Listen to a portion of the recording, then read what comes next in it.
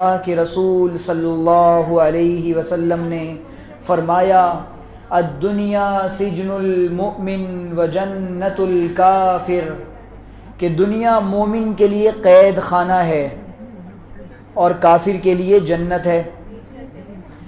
یہاں کافروں کی تمام نعمتیں، حاجتیں، ان کی خواہشات، تمنائیں سب پوری ہوں گی۔ ضروری نہیں ہے کہ مومن بندہ جو دنیا میں مانگ لے وہ مل جائے۔ کیوں؟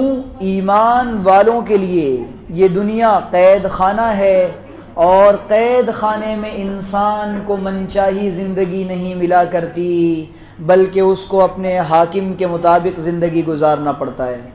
تو عرض یہ کر رہا تھا کہ ہم کو اس نعمت کی قدر ہونی چاہیے کہ اللہ تعالیٰ آپ نے ہم لوگوں کو ایمان اور اسلام کی نعمت سے نوازا ہے، مالا مال کیا ہے۔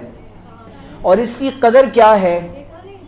ایمان کی اور اسلام کی قدر یہ ہے کہ ہم لوگ اس کے تقاضوں پر عمل کریں۔